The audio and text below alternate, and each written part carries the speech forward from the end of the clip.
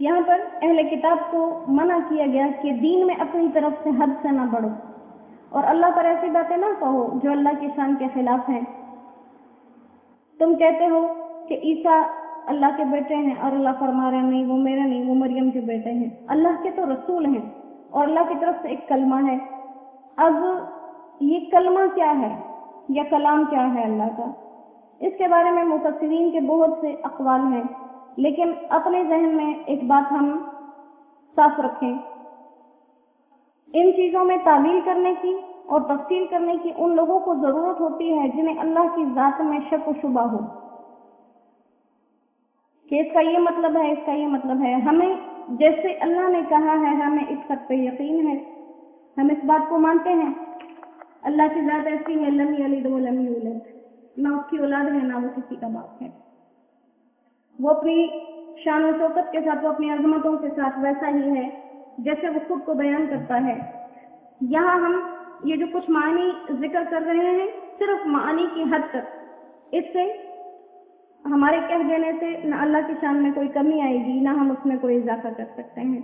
اللہ اپنی شان کے ساتھ، اپنی ذات کے ساتھ، اپنی صفات کے ساتھ ویسا ہی ہے جیسے وہ اپنی صفات بیان کرتا ہے۔ جن لوگوں کو اس میں تعویلوں کی ضرورت پڑتی ہے کہ نہیں ہم تعویل کے بعد ہی مانیں گے، ان کے ایمان کامل نہیں ہوتے۔ اللہ سبحانہ و تعالیٰ جو چیز جیسے بیان کر دیں، ایمان بالغیب تو یہی ہے کہ جو جیسے بیان کر دیا اس پر عمل کیا جائے۔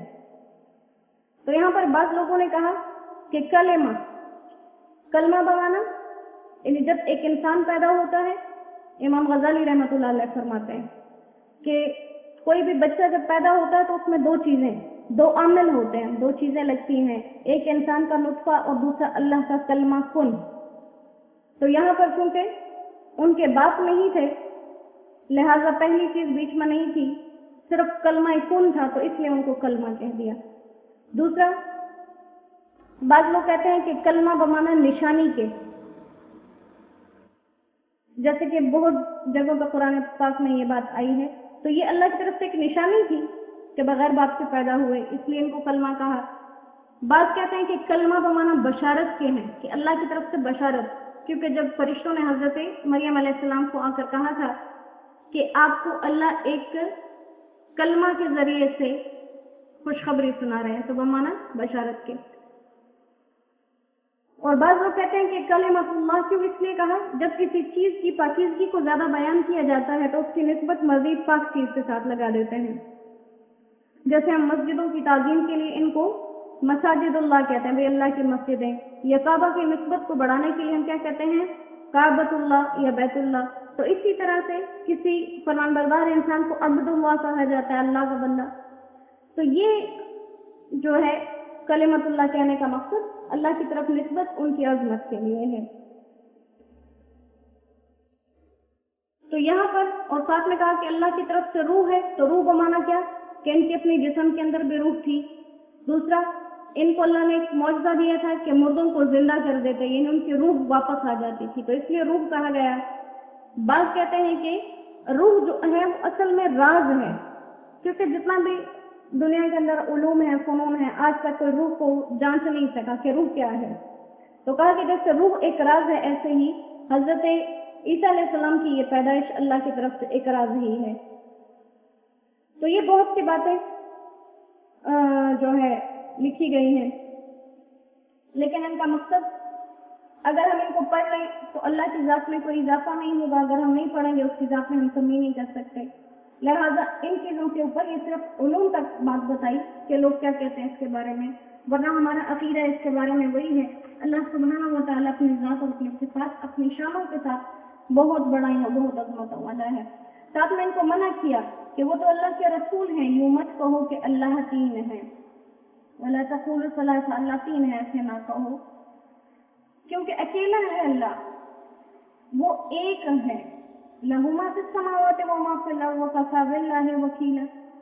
اسی نے آسمان و زمین بنائے ہیں، یہ مخلوق، یہ سب پہاڑ، سب کچھ اسی نے بنایا ہے، اسے کسی ساتھی کی، کسی شریک کی ضرورت نہیں ہے۔ اور کہا کہ جو تم ایسا کرو گے تو یہ دین کے اندر حد سے بڑھ جاؤ گے، غلو ہو جائے گا، اور جو انسان دین کے اندر غلو کرے وہ انسان ہمیشہ کے لیے ناکام ہو جاتا ہے۔ اور یہ جو غلو ہے دین میں، یہ بنی اسرائیل نے کیا، لیکن ہمیں سنایا گیا کہ اگر تم لوگ بھی دنیا کے اندر رہتے ہوئے دین میں غلو کرو گے، کسی چیز میں حد سے زیادہ تجاوز کرو گے، تو وہ چیز تمہیں بربادی کی طرف لے کے جائے گی، کبھی بھی تمہیں ہدایت کی طرف نہیں لے کر جائے گی۔ اور جب بھی دین کے اندر غلو کیا جائے گا، حد سے بڑھا جائے گا، تو وہ چیز بدعت بن جائے گی۔ اور آپ صلی اللہ علیہ وسلم نے فرمایا کہ جب بھی کوئی انسان کسی چیز میں آگے بڑھتا ہے تو وہ گمراہی بن جاتی ہے، بدعت بن جاتی ہے۔